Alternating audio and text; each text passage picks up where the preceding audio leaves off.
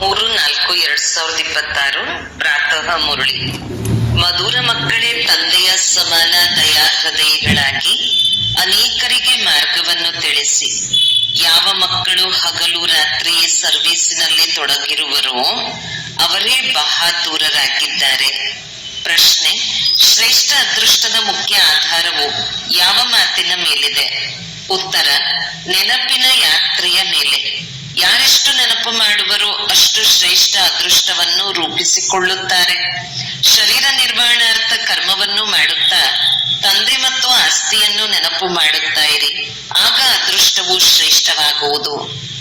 ಗೀತೆ: ಅದೃಷ್ಟವನ್ನು ಬೆಳಗಿಸಿಕೊಂಡು ಬಂದಿದ್ದೇನೆ. ಓಂ ಶಾಂತಿ. ಮಕ್ಕಳು ಜನ್ಮ ಪಡೆಯುವಾಗ ತಮ್ಮ ಜೊತೆ ಕರ್ಮಗಳ ಅನುಸಾರ ಅದೃಷ್ಟವನ್ನು ಪಡೆದುಕೊಂಡು ಬರುತ್ತಾರೆ. ಕೆಲವರು ಸಾಹುಕಾರರ ಬಳಿ, ಕೆಲವರು ಬಡವರ ಬಳಿ ಜನ್ಮ ಪಡೆಯುತ್ತಾರೆ. ವಾರಸುದಾರ ಹುಟ್ಟಿದನೆಂದು ತಂದೆಯು ತಿಳಿದುಕೊಳ್ಳುತ್ತಾರೆ. ಎಂತೆಂತಹ ದಾನ ಪುಣ್ಯಗಳನ್ನು ಮಾಡಿರುವರೋ ಅದಕ್ಕನುಸಾರ ಜನ್ಮ ಸಿಗುತ್ತದೆ. ನೀವೀಗ ಮಧುರಾತಿ ಮಧುರ ಅಗಲಿ ಹೋಗಿ ಮರಳಿ ಸಿಕ್ಕಿರುವ ಮಕ್ಕಳಿಗೆ ತಂದೆಯು ಕಲ್ಪದ ನಂತರ ಬಂದು ಪುನಃ ತಿಳಿಸಿದ್ದಾರೆ. ಮಕ್ಕಳಿಗೂ ತಿಳಿದಿದೆ, ನಾವು ನಮ್ಮ ಅದೃಷ್ಟವನ್ನು ಪಡೆದುಕೊಂಡು ಬಂದಿದ್ದೇವೆ, ಸ್ವರ್ಗದ ರಾಜ್ಯ ಭಾಗ್ಯವನ್ನು ತಂದಿದ್ದೇವೆ. ಯಾರು ಚೆನ್ನಾಗಿ ತಿಳಿದುಕೊಂಡಿದ್ದೀರಿ ಮತ್ತು ತಂದೆಯನ್ನು ನೆನಪು ಮಾಡುತ್ತಿದ್ದೀರಿ, ನೆನಪಿನ ಜೊತೆಗೆ ಅದೃಷ್ಟದ ಸಂಬಂಧವೂ ಇದೆ. ಜನ್ಮ ಪಡೆದಿದ್ದೀರೆಂದರೆ ತಂದೆಯ ನೆನಪು ಇರಬೇಕಲ್ಲವೇ? ಎಷ್ಟು ನೆನಪು ಮಾಡುತ್ತೀರೋ ಅಷ್ಟು ಅದೃಷ್ಟವು ಶ್ರೇಷ್ಠವಾಗುತ್ತಿರುವುದು. ಎಷ್ಟು ಸಹಜವಾದ ಮಾತಾಗಿದೆ. ಸೆಕೆಂಡಿನಲ್ಲಿ ಜೀವನ್ಮುಕ್ತಿ ಸಿಗುತ್ತದೆ. ನೀವು ಸುಖಧಾಮದ ಅದೃಷ್ಟವನ್ನು ಪ್ರಾಪ್ತಿ ಮಾಡಿಕೊಳ್ಳಲು ಬಂದಿದ್ದೀರಿ.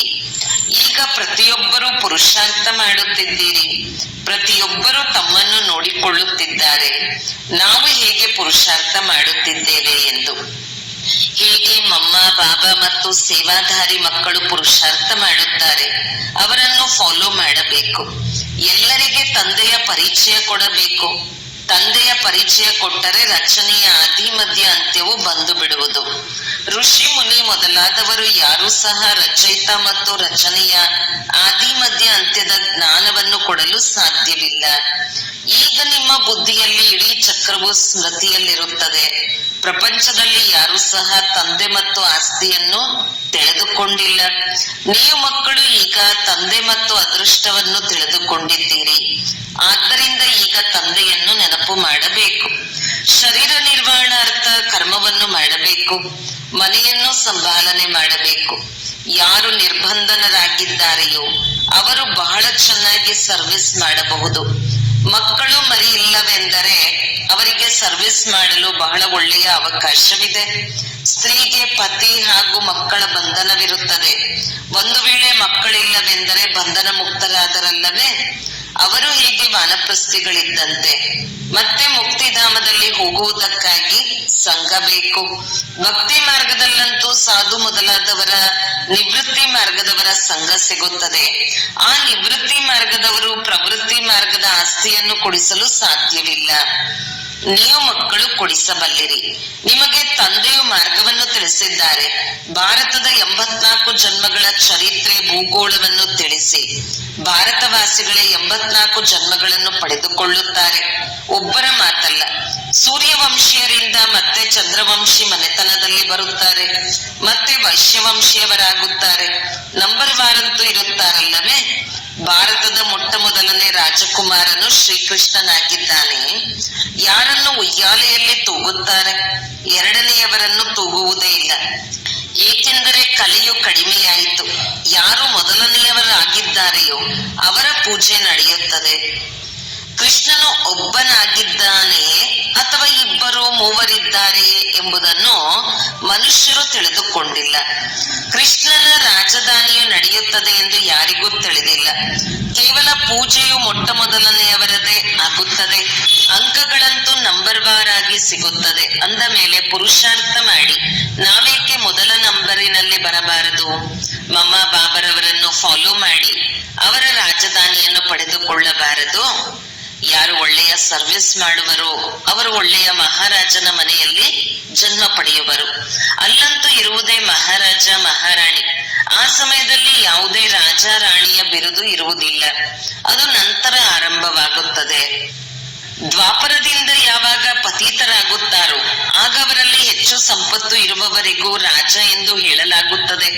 ಮತ್ತೆ ಮಹಾರಾಜನ ಹೆಸರು ಕಡಿಮೆಯಾಗಿ ಬಿಡುತ್ತದೆ, ಪ್ರಾಯಲೋಪವಾಗಿ ಬಿಡುತ್ತದೆ. ಯಾವಾಗ ಭಕ್ತಿ ಮಾರ್ಗ ಆಗುವುದೋ ಬಡವರು ಸಾಹುಕಾರರಲ್ಲಿ ಅಂತರವಂತೂ ಇರುತ್ತದೆ ಅಲ್ಲವೇ? ಈಗ ನೀವು ಮಕ್ಕಳೇ ಶಿವ ತಂದೆಯನ್ನು ನೆನಪು ಮಾಡುತ್ತೀರಿ ಮತ್ತು ಅವರಿಂದ ಆಸ್ತಿಯನ್ನು ಪಡೆದುಕೊಳ್ಳುತ್ತಿದ್ದೀರಿ. ಅನ್ಯ ಸತ್ಸಂಗಗಳಲ್ಲಿ ಮನುಷ್ಯರು ಕುಳಿತು ಕಥೆಯನ್ನು ಓದಿ ತಿಳಿಸುತ್ತಾರೆ. ಮನುಷ್ಯರು ಮನುಷ್ಯರಿಗೆ ಭಕ್ತಿ ಕಲಿಸುತ್ತಾರೆ. ಅವರು ಜ್ಞಾನವನ್ನು ಕೊಟ್ಟು ಸದ್ಗತಿ ಮಾಡಲು ಸಾಧ್ಯವಿಲ್ಲ. ವೇದ ಶಾಸ್ತ್ರ ಮೊದಲಾದವುಗಳೆಲ್ಲವೂ ಭಕ್ತಿ ಮಾರ್ಗದ್ದಾಗಿದೆ. ಸದ್ಗತಿಯಂತೂ ಜ್ಞಾನದಿಂದಲೇ ಆಗುತ್ತದೆ. ಪುನರ್ಜನ್ಮವನ್ನು ಒಪ್ಪುತ್ತಾರೆ. ಮಧ್ಯದಲ್ಲಿ ಯಾರು ಹಿಂತಿರುಗಿ ಹೋಗಲು ಸಾಧ್ಯವಿಲ್ಲ. ಅಂತಿಮದಲ್ಲಿಯೇ ತಂದೆಯು ಬಂದು ಎಲ್ಲರನ್ನೂ ಕರೆದುಕೊಂಡು ಹೋಗುತ್ತಾರೆ. ಅಂದ ಮೇಲೆ ಇಷ್ಟೆಲ್ಲ ಆತ್ಮಗಳು ಎಲ್ಲಿ ಹೋಗುವರು? ಎಲ್ಲಾ ಧರ್ಮದವರ ವಿಭಾಗಗಳು ಬೇರೆ ಬೇರೆ ಅಲ್ಲವೇ? ಅಂದಾಗ ಇದನ್ನು ತಿಳಿಸಬೇಕು. ಆತ್ಮಗಳದ್ದು ಸಹ ಒಂದು ವೃಕ್ಷವಾಗಿದೆ ಎಂಬುದು ಯಾರಿಗೂ ತಿಳಿದಿಲ್ಲ. ನೀವು ಮಕ್ಕಳ ಬುದ್ಧಿಯಲ್ಲಿ ಇಡೀ ವೃಕ್ಷದ ಜ್ಞಾನವಿರುತ್ತದೆ. ಆತ್ಮರ ವೃಕ್ಷವೂ ಇದೆ, ಜೀವಾತ್ಮರ ವೃಕ್ಷವೂ ಇದೆ. ಮಕ್ಕಳು ತಿಳಿದುಕೊಂಡಿದ್ದೀರಿ, ನಾವು ಈ ಹಳೆಯ ಶರೀರವನ್ನು ಬಿಟ್ಟು ಮನೆಗೆ ಹೋಗುತ್ತಿದ್ದೇವೆ. ನಾನು ಆತ್ಮ ಈ ಶರೀರದಿಂದ ಭಿನ್ನವಾಗಿದ್ದೇನೆ. ಈ ರೀತಿ ತಿಳಿದುಕೊಳ್ಳುವುದು ಎಂದರೆ ಜೀವಿಸಿದ್ದಂತೆಯೇ ಸಾಯುವುದು. ನಾನು ಸತ್ತರೆ ನನ್ನ ಪಾಲಿಗೆ ಜಗತ್ತೇ ಸತ್ತಂತೆ. ಮಿತ್ರ ಸಂಬಂಧಿ ಮೊದಲಾದವರೆಲ್ಲರನ್ನೂ ಬಿಟ್ಟು ಬಿಟ್ಟರೆ ಮೊದಲು ಪೂರ್ಣ ಶಿಕ್ಷಣವನ್ನು ಪಡೆದುಕೊಂಡು ಪದವಿಗೆ ಅಧಿಕಾರಿಯಾಗಿ ನಂತರ ಹೋಗಬೇಕು. ತಂದೆಯನ್ನು ನೆನಪು ಮಾಡುವುದು ಅತಿ ಸಹಜವಾಗಿದೆ. ಬಲೆ ಯಾರಾದರೂ ರೋಗಿಯಾಗಿದ್ದರೂ ಸಹ ಅವರಿಗೂ ಹೇಳುತ್ತಿರಬೇಕು, ಶಿವ ತಂದೆಯನ್ನು ನೆನಪು ಮಾಡಿದರೆ ವಿಕರ್ಮ ವಿನಾಶವಾಗುವುದು. ಯಾರು ಪಕ್ಕಾ ಯೋಗಿಗಳಾಗಿದ್ದಾರೆಯೋ ಅವರು ಬೇಗನೆ ಶರೀರ ಬಿಡುವುದು ಒಳ್ಳೆಯದಲ್ಲ. ಏಕೆಂದರೆ ಅವರು ಯೋಗದಲ್ಲಿದ್ದು ಆತ್ಮಿಕ ಸೇವೆ ಮಾಡುತ್ತಾರೆ. ಶರೀರ ಬಿಟ್ಟರೂ ಸಹ ಅವರು ಸೇವೆ ಮಾಡಲು ಸಾಧ್ಯವಾಗುವುದಿಲ್ಲ. ಸೇವೆ ಮಾಡುವುದರಿಂದ ತಮ್ಮ ಶ್ರೇಷ್ಠ ಪದವಿಯನ್ನು ಮಾಡಿಕೊಳ್ಳುತ್ತಾ ಇರುತ್ತಾರೆ ಮತ್ತು ಸಹೋದರ ಸಹೋದರಿಯರ ಸೇವೆಯೂ ಆಗುವುದು. ಅವರು ತಂದೆಯಿಂದ ಆಸ್ತಿಯನ್ನು ಪಡೆದುಕೊಳ್ಳುತ್ತಾರೆ. ನಾವು ಪರಸ್ಪರ ಸಹೋದರರಾಗಿದ್ದೇವೆ, ಒಬ್ಬ ತಂದೆಯ ಮಕ್ಕಳಾಗಿದ್ದೇವೆ. ತಂದೆಯು ತಿಳಿಸುತ್ತಾರೆ, ನನ್ನನ್ನು ನೆನಪು ಮಾಡಿರಿ, ಆಗ ನಿಮ್ಮ ವಿಕರ್ಮಗಳು ವಿನಾಶವಾಗುವುವು. ಮೊದಲು ಸಹ ಇದೇ ರೀತಿ ತಿಳಿಸಿದ್ದೇನೆ. ನೀವು ಯಾರಿಗೆ ಬೇಕಾದರೂ ಇದನ್ನು ತಿಳಿಸಬಹುದು. ಸಹೋದರ ಸಹೋದರಿಯರೇ, ನಿಮ್ಮ ಆತ್ಮ ತಮೋ ಪ್ರಧಾನವಾಗಿ ಬಿಟ್ಟಿದೆ. ಯಾರು ಸತೋ ಪ್ರಧಾನರಾಗಿದ್ದರೋ ಅವರೇ ಈಗ ಪುನಃ ತಮೋ ಪ್ರಧಾನರಿಂದ ಸತೋ ಪ್ರಧಾನರಾಗಿ ಸತೋ ಪ್ರಧಾನ ಪ್ರಪಂಚಕ್ಕೆ ಹೋಗಬೇಕು. ಆತ್ಮವನ್ನು ನೆನಪಿನ ಯಾತ್ರೆಯಿಂದ ಸತೋ ಪ್ರದಾನ ಮಾಡಿಕೊಳ್ಳಬೇಕು. ನೆನಪಿನ ಪೂರ್ಣ ಚಾರ್ಟ್ ಇಡಬೇಕು. ಜ್ಞಾನದ ಚಾರ್ಟ್ ಅನ್ನು ಇಡಲು ಸಾಧ್ಯವಿಲ್ಲ. ತಂದೆಯಂತೂ ಜ್ಞಾನವನ್ನು ಕೊಡುತ್ತಿರುತ್ತಾರೆ, ಪರಿಶೀಲನೆ ಮಾಡಿಕೊಳ್ಳಿ. ನಮ್ಮ ಮೇಲೆ ಯಾವ ವಿಕರ್ಮಗಳ ಹೊರೆ ಇದೆಯೋ ಅದು ಹೇಗೆ ಇಳಿಯುವುದು? ಆದ್ದರಿಂದ ನೆನಪಿನ ಚಾರ್ಟ್ ಇಡಬೇಕು. ನಾವು ಇಷ್ಟು ಗಂಟೆಗಳ ಕಾಲ ನೆನಪು ಮಾಡಿದೆವು. ಮೂಲವತನವನ್ನು ನೆನಪು ಮಾಡುತ್ತೀರಿ ಮತ್ತು ಹೊಸ ಪ್ರಪಂಚವನ್ನು ನೆನಪು ಮಾಡುತ್ತೀರಿ. ಅಲ್ಲೋಲ ಕಲ್ಲೋಲವಾಗಲಿದೆ, ಅದಕ್ಕಾಗಿ ತಯಾರಿ ನಡೆಯುತ್ತಿದೆ. ಬಾಂಬುಗಳು ತಯಾರಾಗುತ್ತಾ ಹೋಗುತ್ತವೆ. ಒಂದು ಕಡೆ ನಾವು ಮೃತ್ಯುವಿಗಾಗಿ ಇಂತಿಂತಹ ಸಾಮಗ್ರಿಗಳನ್ನು ತಯಾರು ಮಾಡುತ್ತಿದ್ದೇವೆ ಎಂದು ಹೇಳುತ್ತಾರೆ ಮತ್ತು ಇನ್ನೊಂದು ಕಡೆ ಹೇಳುತ್ತಾರೆ, ಮೃತ್ಯುವಿನ ಸಾಮಗ್ರಿಗಳನ್ನು ತಯಾರು ಮಾಡಬೇಡಿ. ಸಮುದ್ರದ ತಳದಲ್ಲಿ ವಿನಾಶ ಮಾಡುವ ಸಾಮಗ್ರಿಗಳನ್ನು ಇಟ್ಟಿದ್ದಾರೆ. ಮೇಲೆ ಬಂದು ಬಾಂಬುಗಳನ್ನು ಹಾಕಿ ಮತ್ತೆ ಸಮುದ್ರದೊಳಗೆ ಹೊರಟು ಹೋಗುತ್ತಾರೆ. ಇಂತಿಂತಹ ವಸ್ತುಗಳನ್ನು ತಯಾರು ಮಾಡುತ್ತಿರುತ್ತಾರೆ. ತಮ್ಮದೇ ವಿನಾಶಕ್ಕಾಗಿ ತಯಾರು ಮಾಡುತ್ತಿದ್ದಾರೆ. ಮೃತ್ಯು ಸನ್ಮುಖದಲ್ಲಿ ನಿಂತಿದೆ. ಇಷ್ಟು ದೊಡ್ಡ ದೊಡ್ಡ ಮಹಲುಗಳನ್ನು ಕಟ್ಟಿಸುತ್ತಿದ್ದಾರೆ. ಆದರೆ ನಿಮಗೆ ತಿಳಿದಿದೆ, ಇದೆಲ್ಲವೂ ಮಣ್ಣು ಪಾಲಾಗಲಿವೆ. ಕೆಲವರದು ಮಣ್ಣು ಪಾಲಾಯಿತು, ಕೆಲವರದು ಅವಶ್ಯಕವಾಗಿ ಆಗುವುದು. ಪ್ರಯತ್ನ ಪಟ್ಟು ಎಲ್ಲರ ಜೇಬುಗಳನ್ನು ಖಾಲಿ ಮಾಡುತ್ತಾರೆ. ಕಳ್ಳರು ಸಹ ಮನೆಗಳಿಗೆ ನುಗ್ಗುತ್ತಾರೆ. ಯುದ್ಧದಲ್ಲಿ ಎಷ್ಟೊಂದು ಖರ್ಚು ಮಾಡುತ್ತಾರೆ. ಇದೆಲ್ಲವೂ ಮಣ್ಣು ಪಾಲಾಗುವುದು. ಕಟ್ಟಡಗಳೆಲ್ಲವೂ ಬೀಳುತ್ತದೆ. ಬಾಂಬುಗಳು ಬಿದ್ದರೆ ಸೃಷ್ಟಿಯ 3 ಭಾಗವು ಸಮಾಪ್ತಿಯಾಗುತ್ತದೆ. ಇನ್ನು 1 ಭಾಗವು ಮಾತ್ರವೇ ಉಳಿಯುತ್ತದೆ. ಭಾರತವು 1 ಭಾಗದಲ್ಲಿದೆ ಅಲ್ಲವೇ? ಉಳಿದೆಲ್ಲರೂ ನಂತರದಲ್ಲಿ ಬಂದಿದ್ದಾರೆ. ಈಗ ಭಾರತದ ಭಾಗವೇ ಉಳಿಯುವುದು. ಎಲ್ಲರ ಮೃತ್ಯು ಆಗಲೇಬೇಕಾಗಿದೆ. ಅಂದ ಮೇಲೆ ನಾವೇಕೆ ತಂದೆಯಿಂದ ಪೂರ್ಣ ಆಸ್ತಿಯನ್ನು ಪಡೆದುಕೊಳ್ಳಬಾರದು? ಆದ್ದರಿಂದ ತಂದೆಯು ತಿಳಿಸುತ್ತಾರೆ, ಲೌಕಿಕ ಸಂಬಂಧಿಗಳೊಂದಿಗೆ ಸಂಬಂಧವನ್ನು ನಿಭಾಯಿಸಬೇಕು. ಬಾಕಿ ಯಾವುದೇ ಬಂಧನವಿಲ್ಲದಿದ್ದರೆ ಅಂತಹವರಿಗೆ ಸರ್ವೀಸಿನಲ್ಲಿ ತೊಡಗಿರಿ ಎಂದು ತಂದೆಯು ಸಲಹೆ ಕೊಡುತ್ತಾರೆ. ಸ್ವತಂತ್ರರಾಗಿದ್ದರೆ ಅನೇಕರ ಕಲ್ಯಾಣ ಮಾಡಬಲ್ಲರು. ಎಲ್ಲಿಯೂ ಹೊರಗೆ ಹೋಗದಿದ್ದರೂ ತಮ್ಮ ಮಿತ್ರ ಸಂಬಂಧಿಗಳ ಮೇಲಾದರೂ ದಯೆ ತೋರಿಸಬೇಕು. ಬಾಬಾ ದಯೆ ತೋರಿಸಿ ಎಂದು ಮೊದಲು ಹೇಳುತ್ತಿದ್ದರಲ್ಲವೇ? ಈಗಂತೂ ನಿಮಗೆ ಮಾರ್ಗವು ಸಿಕ್ಕಿದೆ ಎಂದ ಮೇಲೆ ಹೇಗೆ ತಂದೆಯು ದಯೆ ತೋರಿಸುತ್ತಾರೆ, ಹಾಗೆಯೇ ನೀವು ಅನ್ಯರ ಮೇಲೂ ದಯೆ ತೋರಿಸಬೇಕು. ತಂದೆಯು ತಿಳಿಸುತ್ತಾರೆ, ನನ್ನನ್ನು ನೆನಪು ಮಾಡಿದರೆ ವಿಕರ್ಮಗಳು ವಿನಾಶವಾಗುತ್ತದೆ. ಸನ್ಯಾಸಿಗಳು ಹಠಯೋಗ ಇತ್ಯಾದಿಗಳಲ್ಲಿ ಎಷ್ಟೊಂದು ಪರಿಶ್ರಮ ಪಡುತ್ತಾರೆ. ಇಲ್ಲಂತೂ ಅದೇನೂ ಇಲ್ಲ. ಕೇವಲ ನೆನಪು ಮಾಡಿದರೆ ಪಾಪಗಳು ಭಸ್ಮವಾಗಿ ಬಿಡುತ್ತದೆ. ಇದರಲ್ಲಿ ಯಾವುದೇ ಕಷ್ಟವಿಲ್ಲ. ಕೇವಲ ನೆನಪಿನ ಯಾತ್ರೆಯ ಮಾತಾಗಿದೆ. ಎದ್ದೇಳಿ, ಕುಳಿತುಕೊಳ್ಳಿ, ಕರ್ಮೇಂದ್ರಿಯಗಳಿಂದ ಬಲೆ ಕರ್ಮವನ್ನು ಮಾಡಿ ಕೇವಲ ಬುದ್ಧಿಯೋಗವನ್ನು ತಂದೆಯೊಂದಿಗೆ ಜೋಡಿಸಿ ಆ ಪ್ರಿಯತಮನಿಗೆ ಸತ್ಯವಾದ ಪ್ರಿಯತಮೆಯರಾಗಬೇಕು. ಹೇ ಪ್ರಿಯತಮೆಯರೇ, ಹೇ ಮಕ್ಕಳೇ, ಭಕ್ತಿ ಮಾರ್ಗದಲ್ಲಿ ಬಹಳ ನೆನಪು ಮಾಡಿದಿರಿ. ಆದರೆ ಈಗ ನಾನು ಪ್ರಿಯತಮನನ್ನು ನೆನಪು ಮಾಡಿದರೆ ನಿಮ್ಮ ಪಾಪಗಳು ಭಸ್ಮವಾಗುತ್ತದೆ. ನಾನು ಗ್ಯಾರಂಟಿ ಕೊಡುತ್ತೇನೆ ಎಂದು ಸ್ವಯಂ ಅವರೇ ತಿಳಿಸುತ್ತಾರೆ. ಕೆಲವು ಮಾತುಗಳು ಶಾಸ್ತ್ರಗಳಲ್ಲಿ ಬಂದು ಬಿಟ್ಟಿದೆ. ಭಗವಂತನ ಮೂಲಕ ಗೀತೆಯನ್ನು ಕೇಳುವುದರಿಂದ ನೀವು ಜೀವನ್ಮುಕ್ತಿಯನ್ನು ಪಡೆಯುತ್ತೀರಿ. ಮನುಷ್ಯರ ಮೂಲಕ ಗೀತೆಯನ್ನು ಕೇಳಿದ್ದರಿಂದ ಜೀವನ ಬಂಧನದಲ್ಲಿ ಬಂದಿದ್ದೀರಿ. ಏಣಿಯನ್ನು ಕೆಳಗಿಳಿಯುತ್ತಾ ಬಂದಿದ್ದೀರಿ. ಪ್ರತಿಯೊಂದು ಮಾತಿನಲ್ಲಿ ವಿಚಾರ ಸಾಗರ ಮಂಥನ ಮಾಡಬೇಕು. ತಮ್ಮ ಬುದ್ಧಿಯನ್ನು ಓಡಿಸಬೇಕು. ಇದು ನೆನಪಿನ ಯಾತ್ರೆಯಾಗಿದೆ. ಇದರಿಂದಲೇ ವಿಕರ್ಮಗಳು ವಿನಾಶವಾಗುತ್ತವೆ. ವೇದ, ಶಾಸ್ತ್ರ, ತಪ ಇತ್ಯಾದಿಗಳನ್ನು ಮಾಡುವುದರಿಂದ ಪಾಪ ನಾಶವಾಗುವುದಿಲ್ಲ. ಕೆಳಗಿಳಿಯುತ್ತಲೇ ಬಂದಿರಿ. ನೀವೀಗ ಮೇಲೆ ಹೋಗಬೇಕು. ಕೇವಲ ಏಣಿಯ ಚಿತ್ರದಿಂದ ನೀವು ತಿಳಿಸುವವರಿಗೆ ಯಾರಿಗೂ ಅರ್ಥವಾಗುವುದಿಲ್ಲ. ಹೇಗೆ ಚಿಕ್ಕ ಮಕ್ಕಳಿಗೆ ಚಿತ್ರವನ್ನು ತೋರಿಸಿ ಇದು ಆನೆಯಾಗಿದೆ ಎಂದು ಕಲಿಸಲಾಗುತ್ತದೆ, ಯಾವಾಗ ಆನೆಯನ್ನು ನೋಡುವರೋ ಆಗ ಚಿತ್ರವು ತೋರಿಸಲಾಗುತ್ತದೆ. ನಿಮಗೆ ತಿಳಿದಿದೆ, ವೈಕುಂಠವಂತೂ ದೊಡ್ಡದಾಗಿರುತ್ತದೆ. ದೊಡ್ಡ ರಾಜಧಾನಿ ಇರುತ್ತದೆ.